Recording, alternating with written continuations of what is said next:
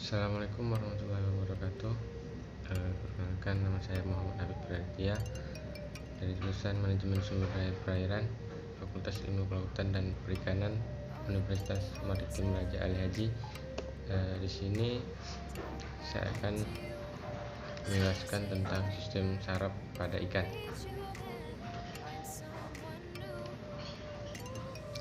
Sistem saraf pada ikan atau hewan vertebrata menanggapi rangsangan lingkungan melalui organ indera, lalu disampaikan ke otak atau sumsum tulang belakang. Setelah itu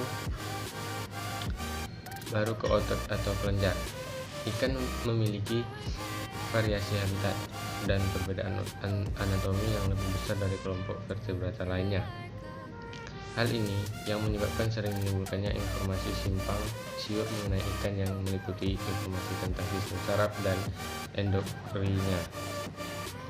Sel-sel saraf ikan mulai berkembang sejak permulaan stadia embrio dan berasal dari lapisan germinal terluar atau ektoderm.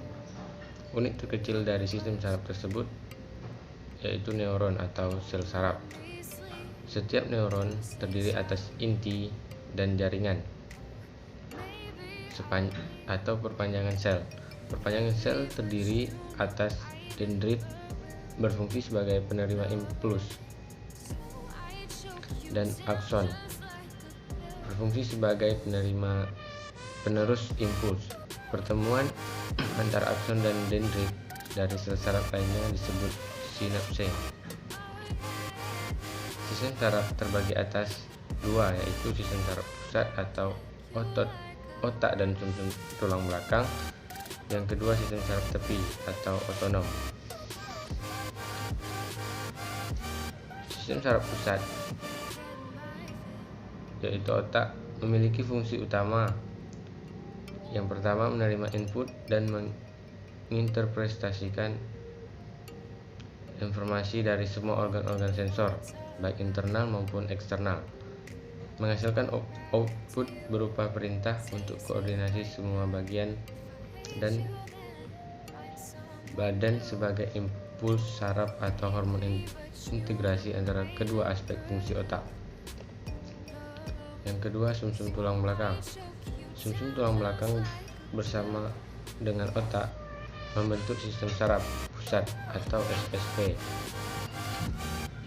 Ini menyerupai tali berwarna krim yang tebal dan terdiri dari saraf yang menyampaikan pesan antara otak ke seluruh tubuh.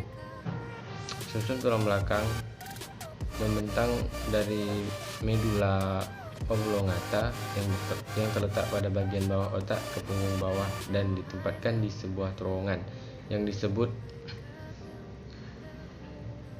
tulang vertebrata atau tulang belakang. Selanjutnya, sistem saraf otonom.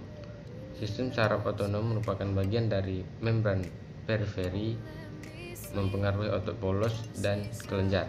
Sistem saraf otonom berupa susunan saraf otonom terdiri atas saraf simpati dan saraf parasimpatis.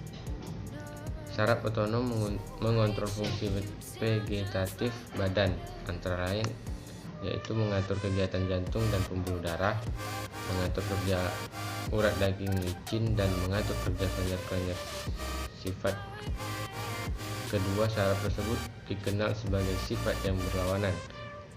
Saraf simpatis aktif bila tubuh memperlakukan energi, dan saraf parasimpatis aktif pada tubuh organisme sedang istirahat.